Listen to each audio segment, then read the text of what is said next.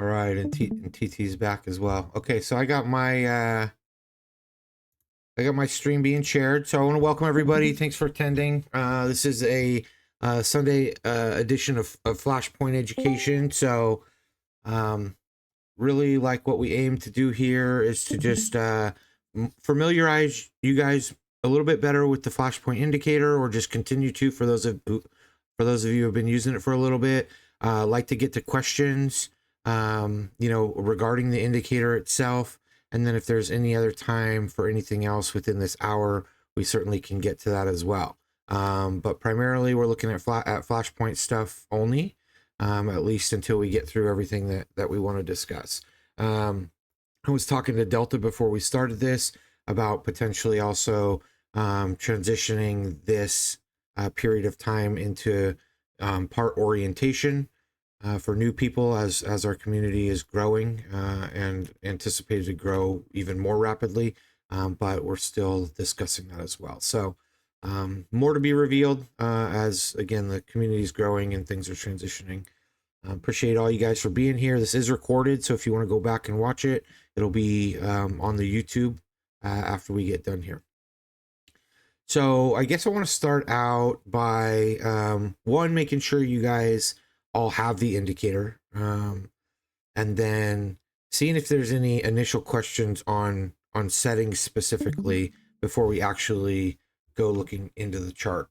So if anybody has any questions, you can drop them in the chat, or you can unmute yourself and ask those questions about the settings.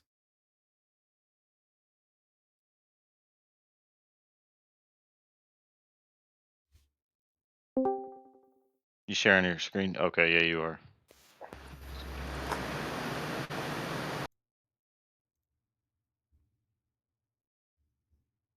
Astik, I asked you some questions regarding what do you call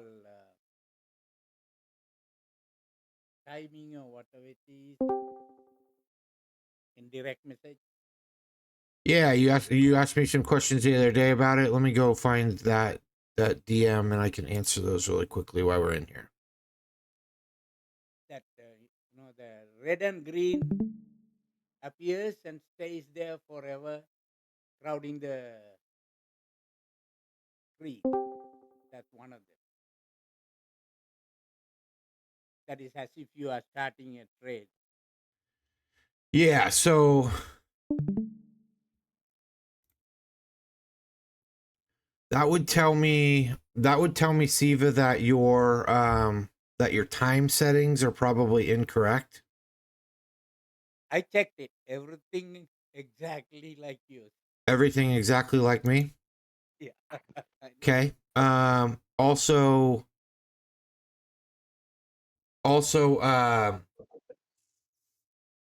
did you run the update?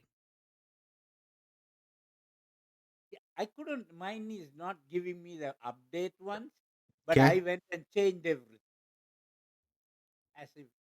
as per yours. Okay, so with the update on the indicator on TradingView itself right here, there's the three little dots. You want to make sure that if it gives you the option to update, you update it. It gives me a different type of message. I'll tell you. Okay, let's connect after this sometime today and see if I can help you dial it in, because I can already tell by your screenshot your settings aren't the same as mine, because the box is colored purple. It's supposed to be gray. It has the text in the box, which is not supposed to be on there, and I don't see any of the signal indicators for trade entry, trade exit, or any of that stuff. So let me see if I can meet with you afterwards and we can dial that in for you. Okay. Please, I appreciate it. Okay, perfect. Any other questions specific to like indicator settings or troubleshooting before we get into discussing the function? Can you hear me? I can hear you, Raymond. Yeah. Could you just run down the list what each line represents the yellow, red, blue, green, white. Yes, of course. So that is a key function of this indicator, is the multi-time frame moving averages. Okay, these moving averages are going to show the same on every chart, no matter what time frame your chart is set on. They're going to show the same. So the purple, we got QQQ pulled up here. The purple line, that's a weekly trigger. We call them triggers, but multi-time frame EMA. The red is the daily trigger. The yellow is the hourly trigger. Okay, the blue is the 15-minute trigger. The teal is the 5-minute fast trigger. And the white is the 3-minute fast trigger. Okay, and again, no matter what time frame I go on my chart, Wait, they're going to look the same. the green is 5 minute? Yeah, the like aqua Okay. green teal color. Yep. Yep, that's 5 minutes. So And then, there's two fast triggers. I don't really use the 5-minute too much, but it's on there because it tracks pretty well with the 3 minutes. So, but yeah, that's what it is. and the white one? Is the 3 minute. 3 minutes, okay. Yep. Thank you. And then the green and blue triangles. Okay, so the green triangles are our entry signals. The blue diamonds are our exits. The red triangles, so green is long entry, red triangle is short entry. Blue diamond is exit. It means it hit our 1-to-1. Red X is stop loss hit. And yellow circles, if you see one, we don't see one every single day. Yellow circle will indicate that there's a forced close on the trade at the end of the day. So that means there was a trade open. Let me see if I can find one. It only will appear if there was a trade open at the end of the day that then got forced closed. And that's a function that's more for futures, because futures, yeah, I don't see one anywhere near, but futures, they get flattened at the end of the day anyways. That's what they call it, flattened. And so it's essentially like forced closed. And so when I built this with futures in mind as well, I wanted to just make sure that there were no trades open going into the final hours of the futures trading session, which is past when market closes. Futures closes at 5 o'clock Eastern. So I flatten all the trades or close all the trades out at market session. It's programmed to close it, I think, no new trades opening past 3 o'clock, and then forcing close or signaling force close by I think it's 3:47 is the program time.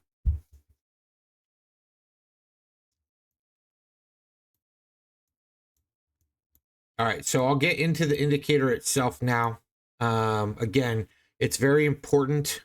Even though some of the settings are aesthetic only, it's really important, like if you're going to be trading the FLASHPOINT, to please set your indicator settings exactly as I have them set, because then we're all looking at the same chart. So then there's no discrepancies. It's like if you send me, it's hard for me to help you with like troubleshooting or questions, like through just posting charts or DMing charts back and forth, if yours doesn't look like mine does, even if it's just like the colors of the boxes or things like that. Because then I have to ask questions about like, well, what is this or what is that? So very important that all the settings are the same. And I think that the more our charts look the same, the more we can also help each other. And so, if you're using this indicator, just use the custom chart settings. They're shared in the Discord under FLASHPOINT indicator in the premium section. Now, this indicator is included with premium membership. If you don't have premium membership and you're interested in this indicator, it is available as a standalone product if you just want the indicator, and that's also on the WAP site. And it's less than premium. I think it's like $50 a month for just the indicator, which again will give you the signals. So on this chart here, we're going to take a look at this chart. On this chart, it's going to show you market open London, our London kill zone. It's going to show you our New York AM kill zone, which is pre-market. It's going to show us our silver bullet time macro, which is our 10 to 11 o'clock time macro. It's going to show us our lunch macro kill zone and our PM session kill zone. Okay, all these boxes, these are kill zones. They're the reversals are most likely to occur in kill zones, so that's something we look for. And then for us futures traders, we don't get access to London or the New York AM pre-market for trading, so we don't start until the second gray box starts. So any of these signals beforehand are no good to us.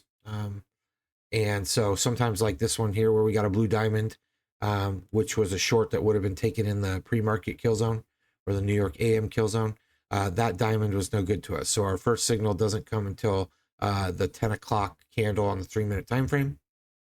This is a scalping tool, so this is 1, 3, or 5 minute. I found the most consistency on the 3-minute chart. 1 minute will give you the earliest entry, but sometimes also will give you false signals, more false signals. 5 minute will give you less signals. I found that 3 minute is kind of the sweet spot in between lessening the amount of signals and also maximizing the trades and getting as early entry as possible. So if we look at Friday's trades specifically, I'm going to just show you guys kind of the trades that were signaled, the results that we had, and then maybe some of the ways that we can look for more confluence in certain setups over others. So if we go back and look in this first 30 minutes of trading, you can see our first signal is that first 10 minute, that 10 a.m. 3-minute candle. We get our green signal. Now, for those of you who've been using this is just repeated information, but the indicator is built to trigger the signal on the candle close when price pushes up, over, or under the 3-minute multi-time frame EMA or the 3-minute trigger. And that is going to be our entry as soon as that candle closes. It's only going to be up close candle or a move up crossing above the 3-minute trigger. If we're coming out of red candles, it's going to be a short signal if we're crossing under the 3-minute EMA or the 3-minute trigger on green candles. Okay, so it won't trigger if we're coming from white candles crossing over. It's only going to be coming off a bullish move out of red candles or bearish move off of green candles. So we get that first signal here, right? And what it's going to do in live time is it's going to actually give you this exact tool that will pop up. It'll be a green and a red box. So in this case, it was a long signal. The indicator is automatically going to identify the most recent swing low, and it's going to base the 1-to-1 target off of the most recent swing low. Now, something that I've noticed is that it doesn't always identify the swing low in the most accurate way. Occasionally, it will grab like the most recent, higher low, but it wasn't the highest or lowest in a move. And so I've noticed there's been a couple like false stops where if you were manually charting the stop loss, you would see that the stop actually didn't get hit. And I'll see if I can find any examples of that, but that's basically where there's an entry and an exit signal all in one candle. So if you're watching that and you've ever seen that, that's exactly what it is. So, this isn't a foolproof system. It's a profitable system. And sometimes it still requires you to, have a little bit of knowledge, critical thinking, and pay attention to what the chart is doing. So we get our entry here, right? And then this is our entry, is this close of this candle, open of this candle. Now these signals, they paint in real time. So if we're like teetering back and forth over that EMA, it's going to show a signal, not show a signal. And then as soon as that candle closes, you want to already have your contract loaded up, ready to rip when you see that we start to get that signal. And then as soon as that candle closes, right, we can already be looking at where the potential take profit is or where we know the stop loss is. So you can either take an at the money contract or you can take an out of the money contract at the target price.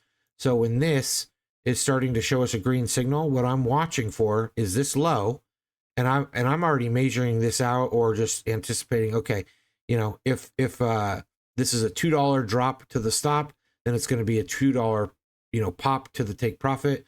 And if we're trading at 486, almost 487, I'm going to look at a 488 or a 489 contract, something like that. And I'm going to have that contract ready to go. As soon as that candle closes, I'm going to hit market order.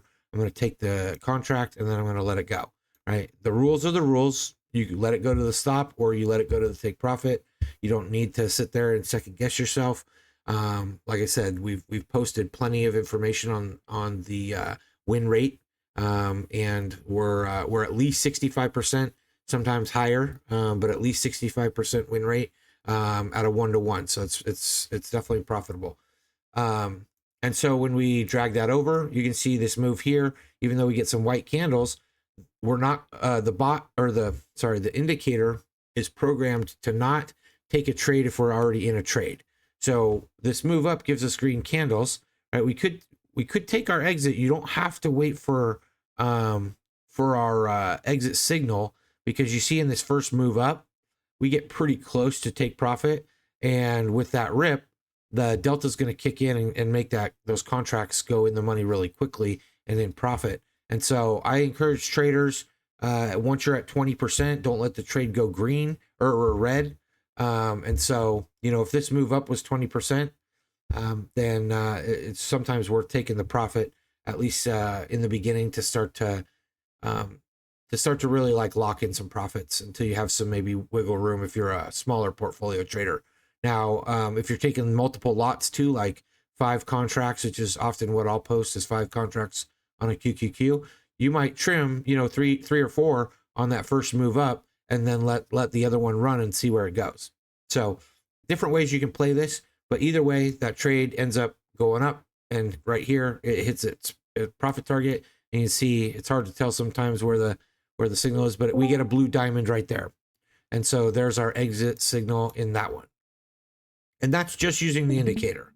Now, if we're also looking at our smart money concepts, we can see that there's some confluence in this trade where we have a green bullish fair value gap on the 3-minute chart that is formed in that same candle set where we get our trade signal, right? So there's some confluence that fair value gap is there. And you can also see we continue to respect the intraday trend, which is the 15-minute. So the 15-minute is really the intraday trend we're watching. The 1-hour trigger, that's kind of like the 1 to 3 day trend.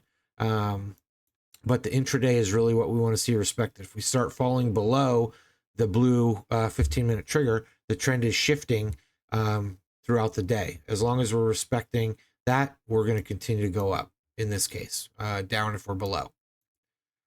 So then we get a next trade signal. We get a short signal here right after we closed. Okay. And that actually looked like a pretty good trade because we had just swept the high of the silver bullet macro. Okay. We get our entry signal here, white candle coming off of a green candle, closed below, right? But right now the intraday trend is bullish, and all we did was go and test that. So it would have been a short trade if you entered and then just played it towards, see, there's the stop loss there. Our 1-to-1 was right below the 15-minute. It was only $1 move anyways. If you would have played it just to the 15-minute, it would have been a 70-cent move. So it wouldn't have been a very big trade to take that one. But either way, you can see it gets stopped out. There's our stop signal, right? So not a bad setup. I like the setup. I would have expected it to actually come back down and test this fair value gap, which we hadn't previously tested. And that would have kind of been in line with, the 1-to-1 target. But it got caught on the 15-minute trigger and it bounced. So just confirming the trend continued to be bullish. Okay, and then you see we get another short signal up here, and we get stopped out on that one too. That's a very small loss on that one. Right, we get a pushback down. We get our previous high there. We get our 1-to-1 here. It's a dollar move on the underlying, and it gets stopped out within 4 minutes. So our stops, we want to only take on candle body closes. You can see this one, the candle body closed right up outside of that high there. So that would have been a valid close. We don't want to get faked out by a wick. Unfortunately, we get a couple more wicks, and that actually would have been a pretty good trade. But we get another signal right after that. So this was clearly calling a top, but it just wasn't ready. These were some stop hunts here in these moves back up above those old highs. So we get our next signal here right after that, and it's a short signal as well, and it's a pretty tight stop. So our 1-to-1 isn't a very big trade. It's a 53-cent move, but there's our short signal, and within 30 minutes, hits its signal. Again, continuing to just follow this 15-minute trend line. And then we get a long signal going into the New York PM session. So we did see some kind of reversal here in our kill zone. So like I was saying, kill zones are likely to see reversals. If you go back and look at the previous macros in our pre-market New York AM session, we get a reversal, right? And then in our London session, we saw a reversal. Okay, we didn't really get a reversal in our silver bullet. We got a rejection, but not a reversal. Then we get a reversal in the New York lunch, and then we go back up to test that New York lunch high, and then we get another reversal in the PM session. So high probabilities of reversals occurring. They often occur usually around like the halfway mark or the 30-minute mark, give or take. I'd say between the 20 and 40-minute mark in the kill zones is where you're likely to see the reversals. So we get this trade to hit. We come back down. We get red candles.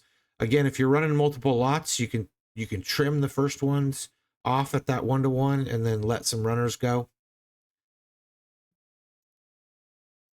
We get a long signal in this candle. We look at our previous swing low right here. We look at a 1-to-1 right there. You can see that one hit. We can take our closes in wicks. We don't have to wait for candle bodies to close in order to take the profitable close, but we do want to wait for candle bodies on the stop losses. None of these were really big moves. There was a lot of chop going on throughout some of the sessions. So this was only a 50-cent move on the underlying to get the 1-to-1. We get another short signal here. We look at our stop loss there. We look at our 1-to-1, also another 50-cent move. You can see we get stopped out on that one. New York PM seems to often have some of the bigger moves. You start to see we do get some nice moves here. We got a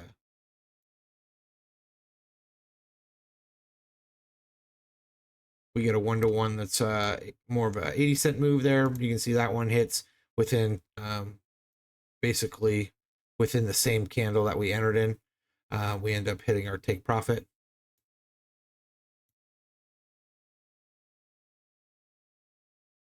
And then we get our final signal here, which is going into the end of the day. So this is trader's choice, whether you want to take trades this late in the day.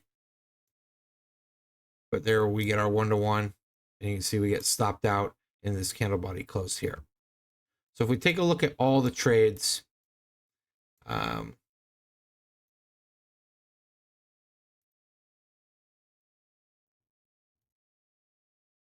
think I posted this. I try to post these every single day, but I'll post how many successful ones we had versus how many stops we had.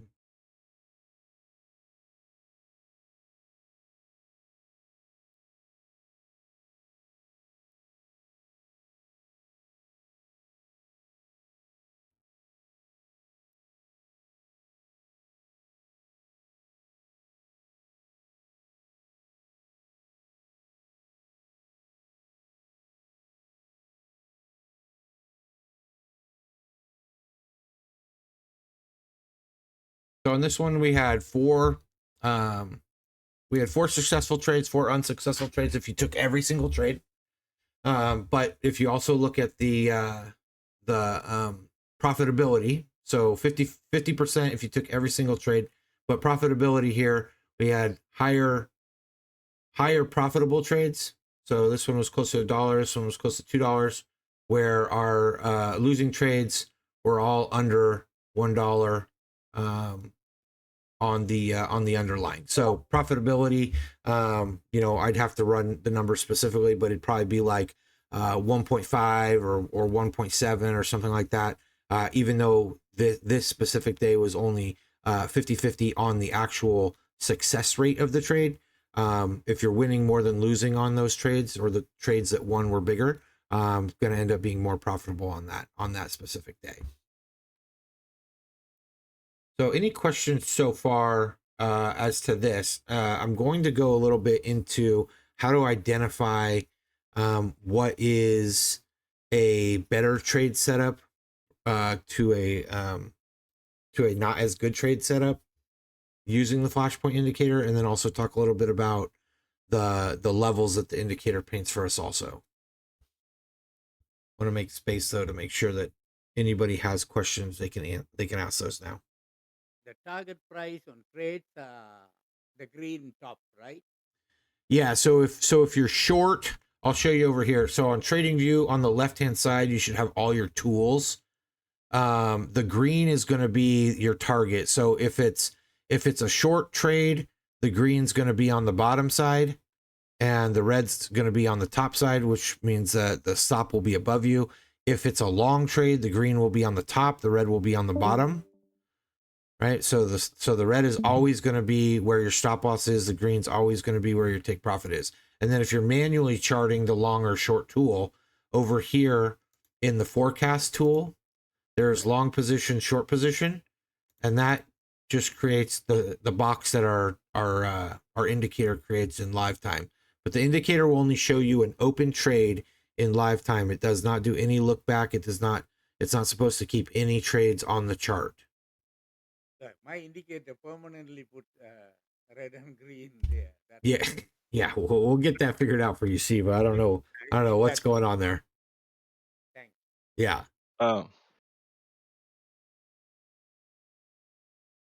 Just for you guys, like clarification, if you're using that long tool, it's you're pretty much, if you were to make a call, you'd be using the long tool, and if you are going short, you'd want to be in puts. And if you're using that short tool, it's just showing when you'd want to exit the trade and when you'd want to take profits. That's all that tool is doing. Right, exactly. And it could show you how much the profit target is. Yeah, so where does it show that on there, where it shows where to exit, like to put your stop loss on it and where you should exit? I know we all have different targets. Where do you see that, or there?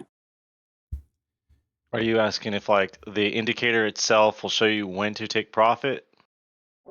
Yes, like if it has like a target, or even setting the stop loss, because it's different for everyone else. Like some people are willing to take that. Some people are like, I'm happy with 15% and like leave the trade, or they want to ride it through. So I was just wondering, as we build confidence in it, is there a specific place that it indicates that? Yeah, so good question. And it will show you in live time, and it's the indicator is built to target a 1-to-1. So it will automatically calculate the 1-to-1 risk reward ratio with your stop loss and take profit. And that 1-to-1 is built on the stop loss itself. Okay, so let me just show you this specific trade here at the end of the day. We have a low set here in this red candle.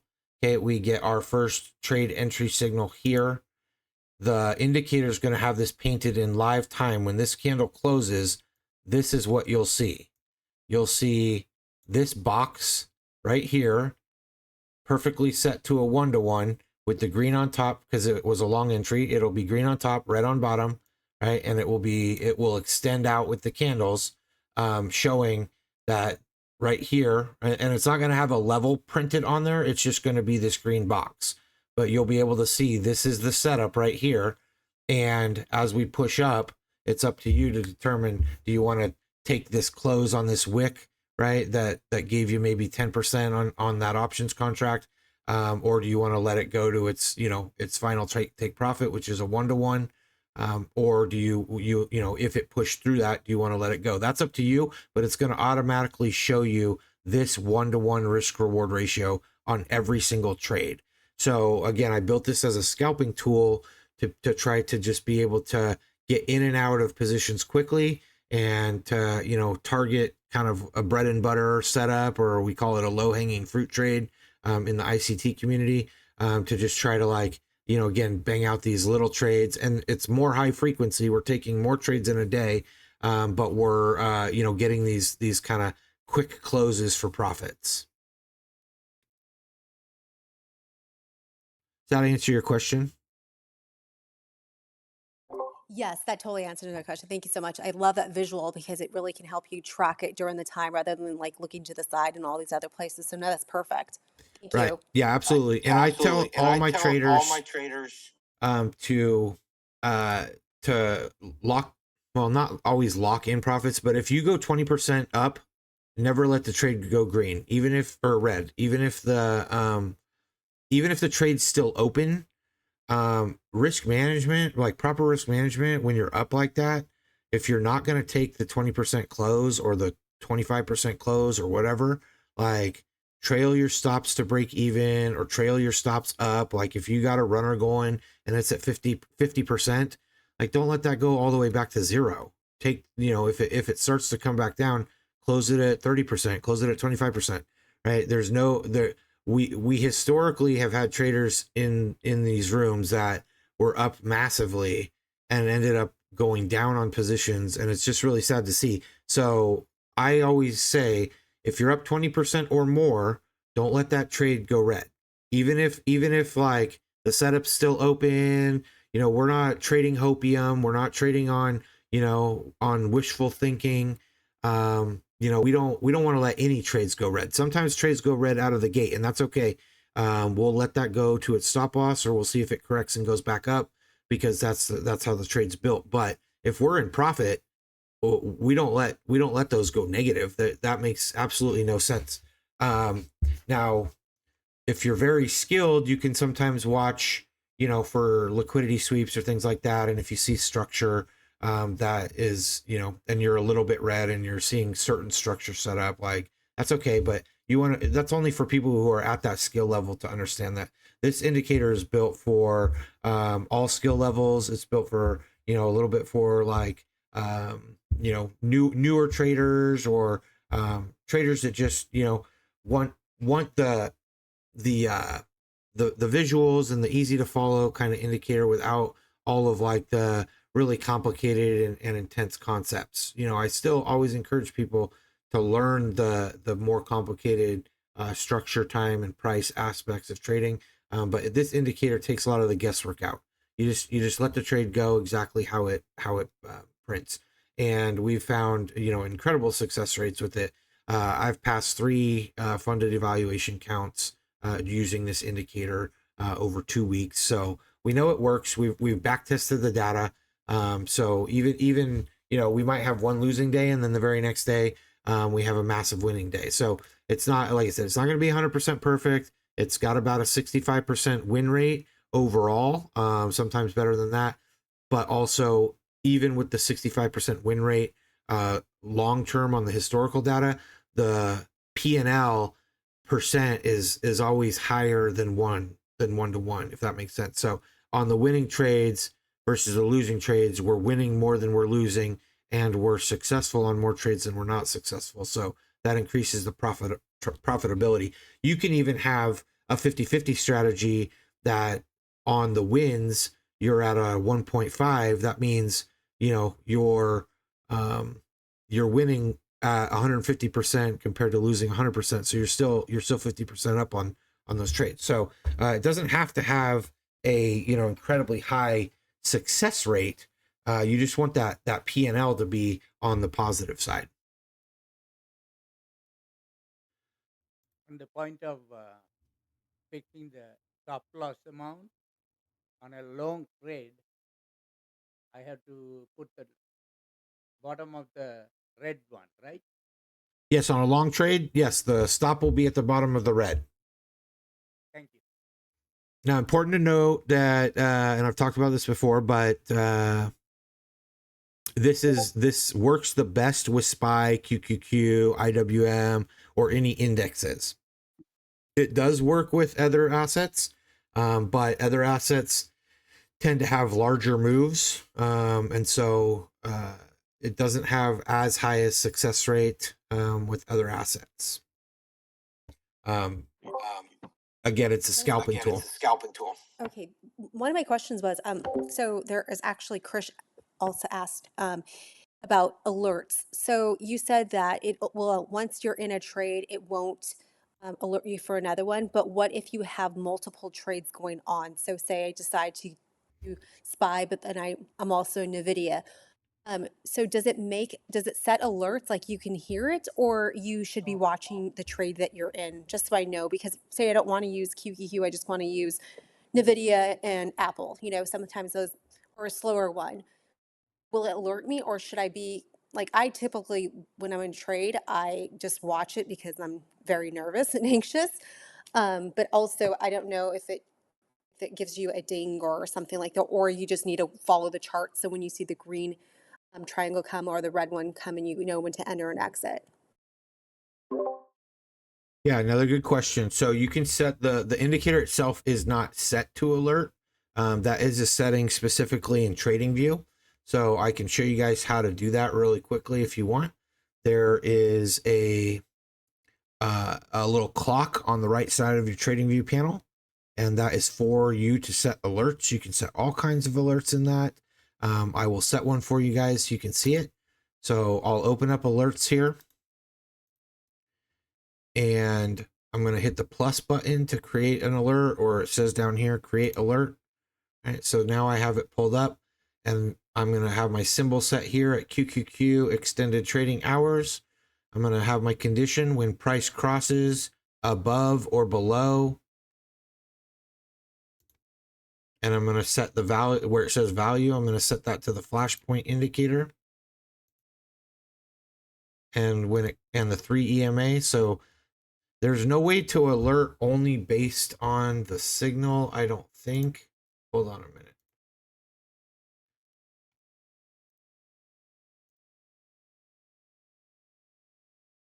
Yeah, you can't have it signal only like to alert you on like the green or red triangle. So it's going to alert you on every crossover or under, which means that you could get some additional alerts that don't actually signal an entry or exit, but that's okay, because what it's going to do is it's going to pop up a little alert down in the bottom left-hand corner of your trading view that's going to say price crossed over the 3-minute EMA on this ticker. And then you can go to the chart, so it'll at least draw your attention to the fact that price is at that crossing point of the trigger. So I'm going to set my price crossing, FLASHPOINT indicator, 3-minute EMA, interval same as chart. I'm going to say once per bar closed. I'm going to leave that open-ended so it'll continue to alert forever until I tell it not to. Okay, and then you can, down here in the message, you can hit placeholder and it'll say ticker and then time, and that's all I'm going to have it say. So then when I hit create over here now in my alerts, it shows me that every time QQQ crosses the 3-minute trigger and has a candle close above or below, I'm going to get a little alert in the bottom left-hand corner that says QQQ time and price cross 3-minute trigger or 3-minute EMA, and it's going to alert me, and that will make a ding sound. Okay, so that then, if I was say on Tesla and then I got the ding because I know I have a QQQ alert set, then that will bring my attention over to the QQQ chart so that I can see what's going on and look for that one of those triangles for entry. Does that help? That's probably the best you can do. Yeah. What about That having two helps. screens running? You had said in the message, what did you say to put in the message below? You said something about placeholder and then the ticker time. I was looking down when I was writing my notes. So how did you get that? Sure. So in the alert itself, Uh-huh. there's a little spot that says message. Yes. Yep. And then there's a little place that says add Okay. placeholder. Placeholder. Okay, got it. Thank you. You're welcome. Rustic, how about running two screens? What'd you say?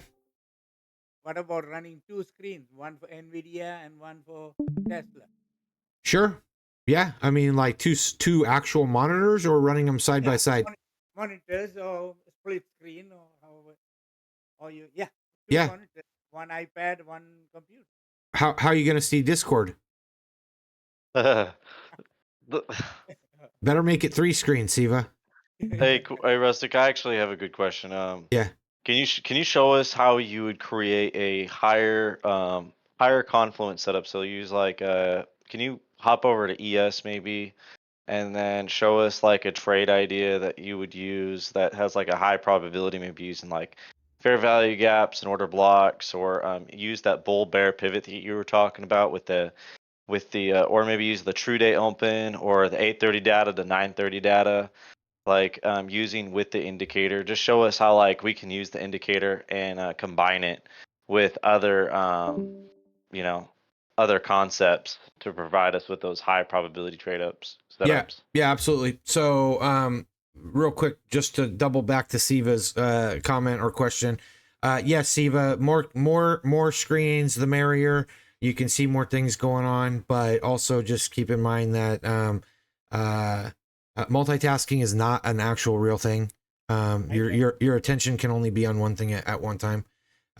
So yeah, like I miss a lot of trades because of that. oh, sure. Yeah. And I do too. I mean, that's why I often encourage people, like, pick a ticker or two, or kind of come up with your bias before market opens of what you think, any specific ticker is going to do, or maybe one has better opportunities or looks than another does. So mostly just focus on that. I think that there's opportunities to make money on every asset, every market, every single day. It's But you just can't do it.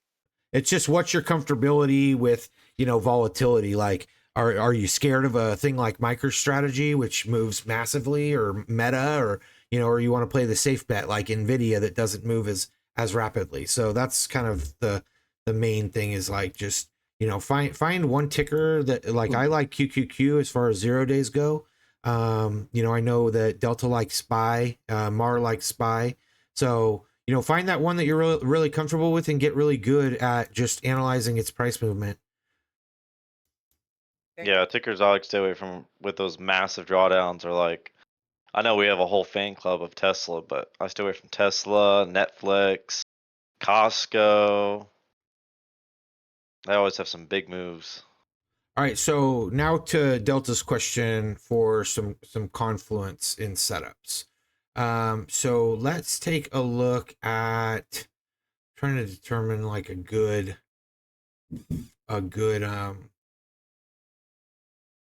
day to look at, just to like really get a clear idea. Just because Friday didn't really like retest anything, and it had such a massive move from the 8:30 data to the 9:30 open. So I don't like that as an example as much. Let's take a look at Thursdays. There's an update I want to run, but I'm hesitant to do it just because everybody has already adjusted their settings. I want to make it so the pivots don't extend all the way to the next time that pivot happens, where they would just all these pivot lines would end at like the after hours market close. But anyways, so we're gonna look at Thursday, and we're gonna look at market open. Just get kind of the right look on here for us. All right. Yeah, we'll have to go with that. So on this screen, part of the indicator is going to show you our 8:30 pivot, our 9:30 pivot, our silver bullet pivot, and our day open time price. So these levels can all be pivot points as they print, basically. So when the first one we'll get is it's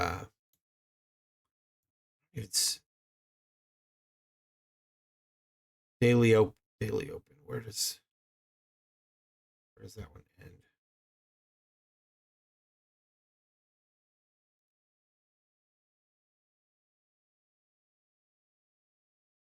Can't find where that one starts on Thursday, but anyways, we'll get our daily open. That'll be our pivot point, like heading into the London session. But what we really care about is we really care about the 8:30 pivot and the 9:30 pivot. So they're going to be our bull bear pivots out of the gate before we get our silver bullet pivot. Okay, and whichever one is on top is the bull pivot. Whichever one is on the bottom is the bear pivot. And then we're going to watch for price to react to those levels when market opens. Once we get the silver bullet pivot, that becomes our next pivot.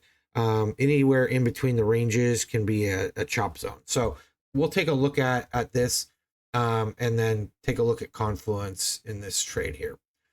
So market opens right here, this line, extend over. That's our 9:30.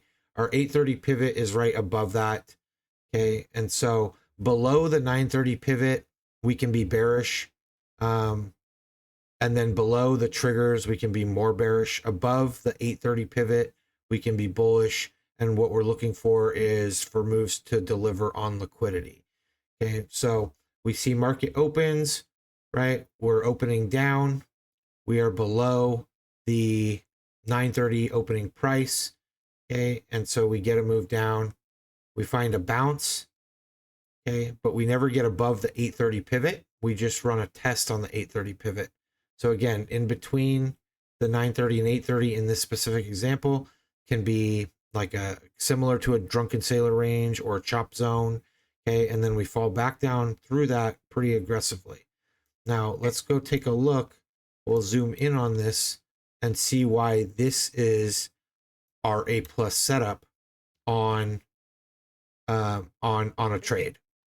Okay, so this gets a little bit more into some complicated concepts that are like smart money concept, ICT concepts, but I'm going to still show you regardless. So we get this move down, and what we want to look for is what we want to see here and have our eyes drawn to is the structure. Okay, so we're making a move down, then we open up, and we get structure here of this move down that sweeps the liquidity here, right? So we draw that low out across.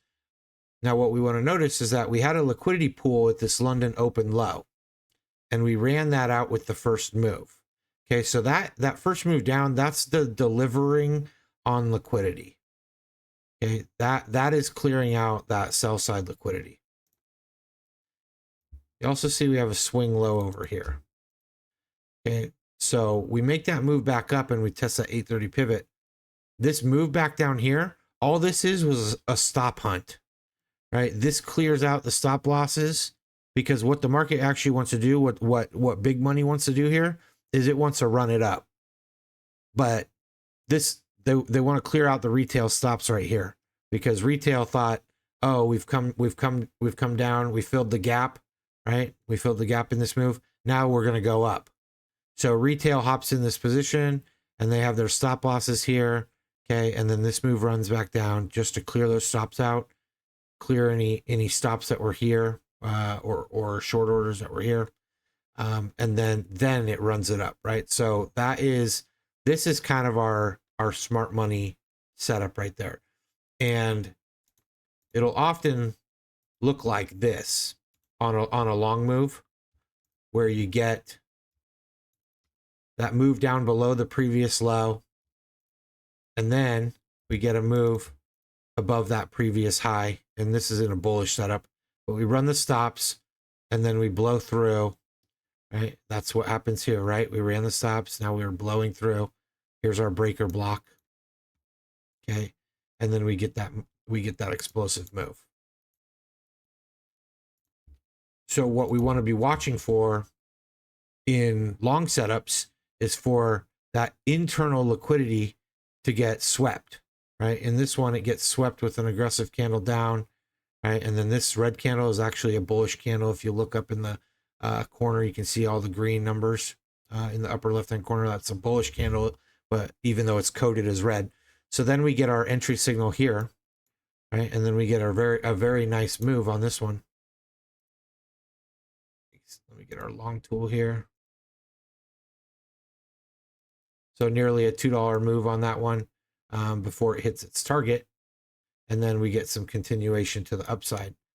Okay, so some confluence in that setup also is that when we come back down after this signal, we respected this previous low. Because we hadn't even actually gotten a change of character here, which a change of character implies that now we're moving in a bullish direction, right? Because this one is a bullish change of character because we broke this high here. And so that would indicate that we're going higher, right? But our earliest indication is before that even occurs, that change of character, we popped up after taking that low, and then with these wicks came back down and respected that low. And then we get the move up. So that's kind of that's a A+ setup right there. Is that what you were looking for, Delta? Yeah, that's kind of what I was asking about, like combining some of those confluences. Yeah. So obviously that looking for that swipe of liquidity or find out where that liquidity is, and then see if we get that impulsive move up, and then using the indicator itself of like a white candle close, and then see if we can target some sort of upside. And we can use like a lot of the tools that we have here, so to figure out like what our intraday bias might be. Right. And that's why you can see on the indicator right here, there's two entry signals, right? That's what makes this signal here stronger than this signal. So as you guys start to become more skilled in reading structure and reading some of the other aspects of price, you'll be able to start to identify what setup is a higher probability than another one, because you don't have to take every single trade entry.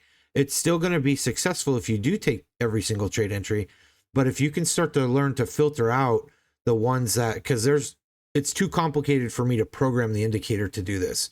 I'm just not at that level of programming and knowing exactly,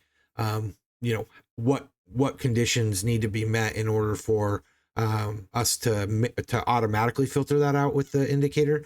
But you see, we get an entry signal here, but there was no structure to this that we saw here, right? We didn't see those stop losses get run out because this move down, it had no structure. It did have a wick. We did take that wick, right? But that's not structure. That's not structure like this is here, right? Where it's an actual wave. This is all one move down, pop up, and then we run those stop losses out.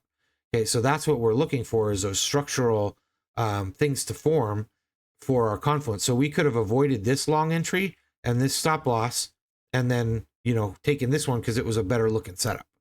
Either way, though, if you would have taken this trade and got stopped and taken this trade, you would have still been profitable on the total of those two trades. Okay, and then if we go over again and look at some other smart money concepts for confluence, there wasn't anything specifically with this short that made it a great short, besides the fact that we made this move up during the silver bullet, and that was a very aggressive move. Okay, we didn't get our reversal in the silver bullet, so we'd be looking for a reversal to occur at some point. So it's a good trade, but there's no structure that would indicate that we had delivered on liquidity or anything like that. But our trade signaled short, it worked. And then when we come down here, right, when we come down here, there's an order block that price trades into, and it's not shown, but there's our order block. And you can see we made that move up, we came back down, right? So confluence in this long trade was that we've traded into this order block. Okay, we haven't traded down through it and closed it out. It's still open. We didn't quite get to consequent encroachment, but we do get a trade signal. Now, this is also appearing to be an A+ setup but it did violate just a little bit. And we took this trade and we did let it go a little bit red. And I didn't take the close because of what I was seeing. And what I was seeing in that trade specifically was this move down, right? We get a low here, we pop up, we don't get any white candles, we come down, we run that stop out right here, right? Like I was just talking about. We run the stop out, so that builds that structure. Right, move down, move up, move down. There's our structure. Now we're looking for price to break above this old high. Right now, when this signaled, I thought we were gonna go ripping up. That was the anticipation. It didn't quite do that. It did, but it didn't quite do it how I expected it to.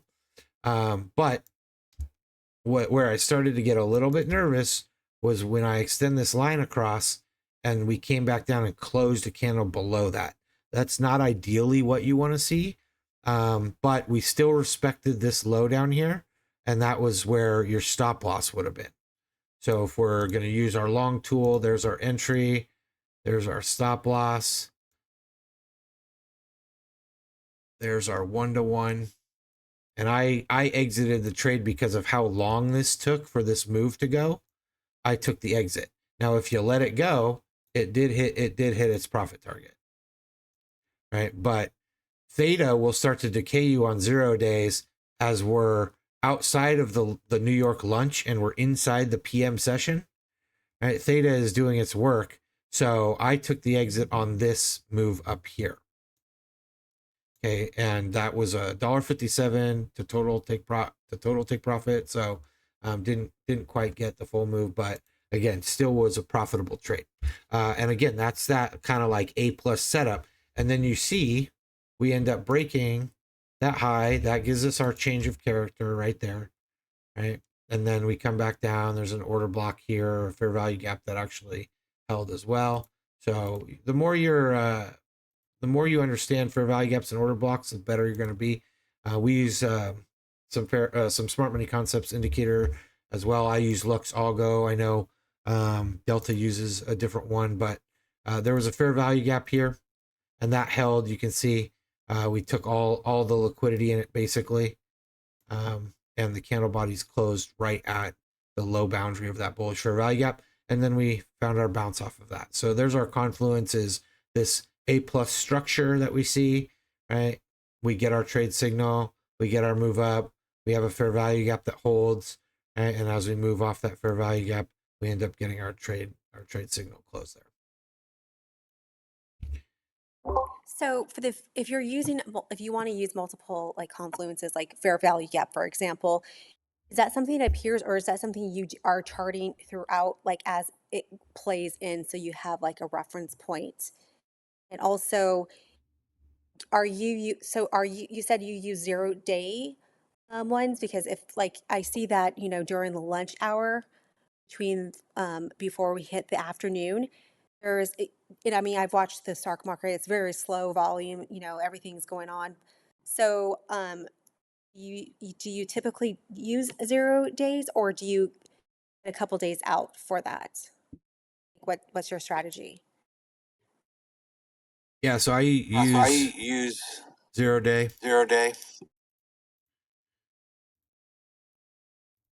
Yeah, 0 day all the time. Unless I'm targeting something that I'm going to swing. The nice thing about after lunch is those 0 day contracts are a lot cheaper.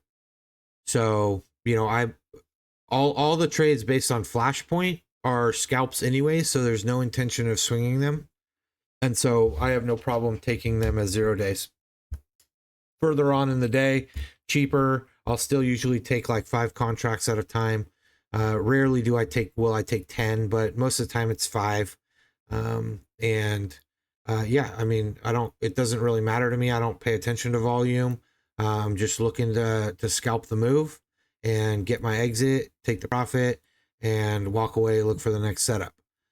Now, if you're trading something that's not a 0 day availability, like Tesla or Meta or Nvidia or any of those other weekly contracts, then yeah, you can buy some safety. Sometimes with like the Quant Viper setups or some of the other things, we may take, 90 days out or 60 days out or something like that, and still close it same day because the trade went in our favor, and we're just looking to lock in gains, right? This market's very volatile right now with all the tariff stuff going on, and so you never know, like swinging things can be very risky. So if you have the capital to buy yourself additional time, then that'll work in your favor. But again, if you're just trading flashpoint strategy, we're not swinging positions, period. They're all intraday scalps. So it doesn't matter if it's 0 day, 1 day, or 3 day. The idea is to catch the short move and lock in the profits. Yeah, and to piggyback off of that, we still use some other tools as well. If like we're still some sort of uncertainty of how we think it's going to play out, or if we want to, we want to capitalize on those bigger moves, we can always, look at the net stat or look at the gamma condition for that environment, for that specific ticker, and see if there's speculation to the upside, and then, use that as confluence. So if we were to use something like that, be like, oh, the net stat is nothing but green, and then, we wait for that liquidity sweep, and then we wait for that entry on that flashpoint setup. You could potentially capture like those really big moves if you were wanting to hold and you bought a little bit more time. So yeah, that's just my viewpoint on it. Yeah, absolutely. I mean, different strategies. Like we also have a free 15-minute trading strategy indicator that does catch bigger moves, it has less trades. It really just, signals 1 or 2 trades a day, but you're really going to be just sitting on that trade all day, kind of letting that move completely play out. So different strategies for different things. And then to answer your question about like the fair value gaps or any of that stuff, the indicator that I use is Lux Algo, Smart Money Concepts indicator. It shows me, it can show you all kinds of things. What I use is the internal structure. That's going to show me those internal change of characters or breaks of structures, which basically means like on a move down, we, candle closed below the most recent previous low, and then break of structures means that there's continued bearish structure forming, or on a move up, it's going to be a bullish change of character to show us that the direction has changed. And then they're going to be bullish breaks of structure, which just shows us continuation of the bullish structure. I use the internal structure. I don't use the swing structure. If you're trading a high time frame, you would use the swing structure to show you like daily or 1 hour or 4 hour structure. I also use the swing order blocks, which are going to show me basically like support and resistance. That's going to be the high and low of the bigger moves. I don't use the internal order blocks. It just gets too many things on the chart. The internal will show you all of the internal swing highs and lows as well. And then I use the fair value gap setting, which is going to show me bullish and bearish fair value gaps. And it does a pretty good job. I have auto threshold turned on, so it does filter out like some of the non-important fair value gaps, so that there's not too much, but it's going to show you the most important ones.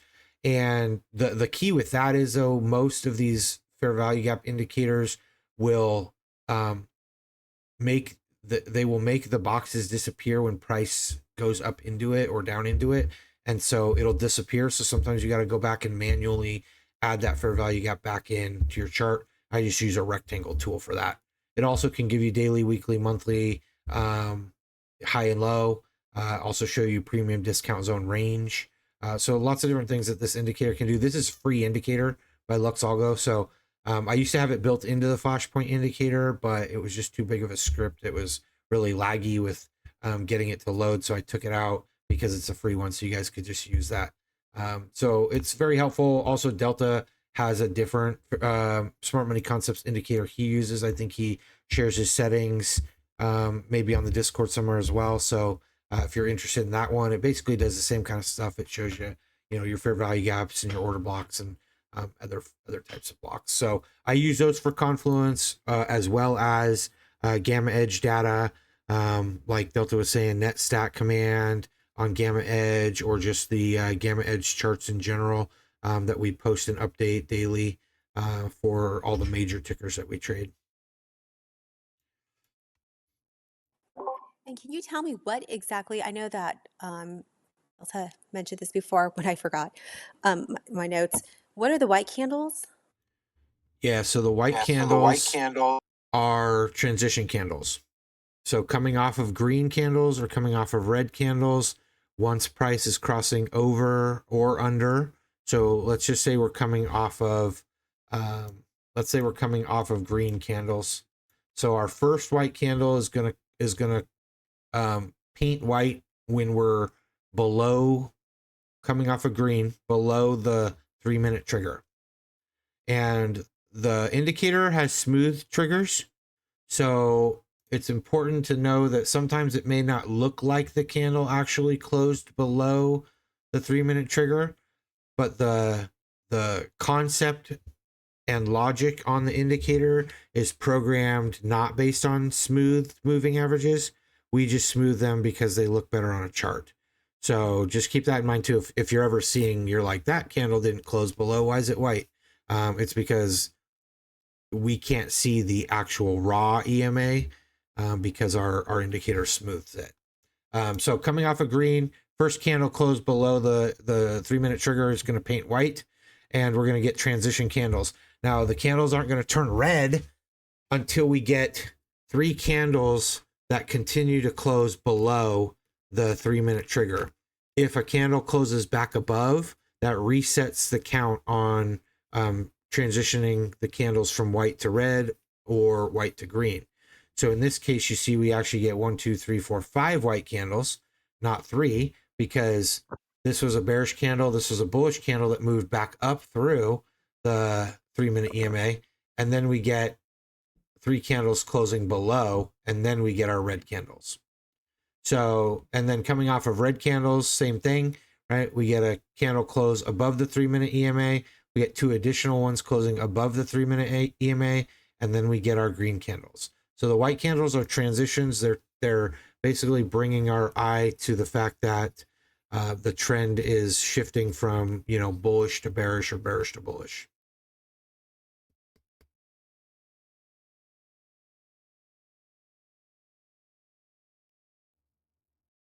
We're at an hour, but I want to make sure that everybody's questions so far have been answered. If they have, or if there's questions that come up later, you guys certainly can shoot me a message, and I'll go over some additional things with you. Again, this is recorded, so if you guys want to go look back on it, it'll be posted to YouTube shortly after we end here.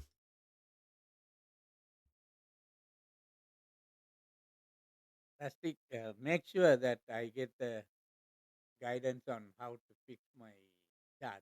Yes, are you going to be around today, Siva? I have something right after this, but I can maybe get to it this evening. Yeah, anytime. Okay. All right, I'll connect with you. Okay, thank you very much. You have my number?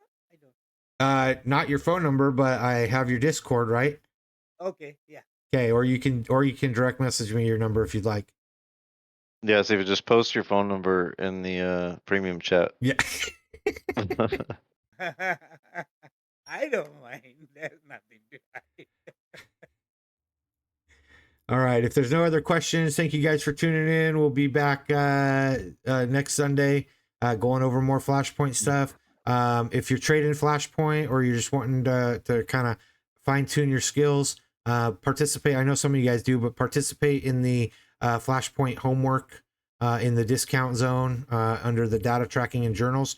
I post something there every day, asking you guys to interact with the chart that I post. And I feel like there is a lot of learning going on. So participate in that if you're trading Flashpoint. Yes, sir. Could you repeat where it's at again, Rustic? The homework? Yeah, it's in the bottom of the server in the discount zone. It will be under the data tracking and journals. And then inside that forum, there's one that says Flashpoint homework. Discount zone. Yeah, in the Yeah, click discount on the zone. discount zone. Way in the bottom. I'm gonna tag you in it right now, Raymond. I think you've participated Thank you. in it before. Yeah, because I get Oh, you get an alert? I get an alert. Yeah, Okay, there you go. I tagged but you. I don't. Yeah.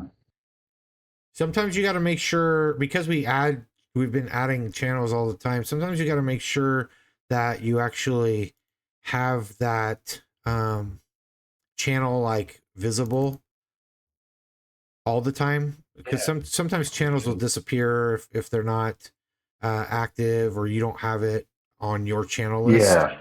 until you get Correct. tagged in it. Yeah. Okay. Thank you very much. It's a good lesson. Yeah, So you're welcome. if I'm getting your trades, my alerts are all set for everything then, correct? If you're getting my trades, your alerts are at least set for the call out channel. But at the very top of the server, and I'll take a screenshot here and Okay. post it in the chat, Beautiful. and I'll also send it to you. But at the very top of the server, like channels list, there's actually one that says channels and roles, and you can open that and select browse channel, and you can pick whatever channels you want to have default open on your server.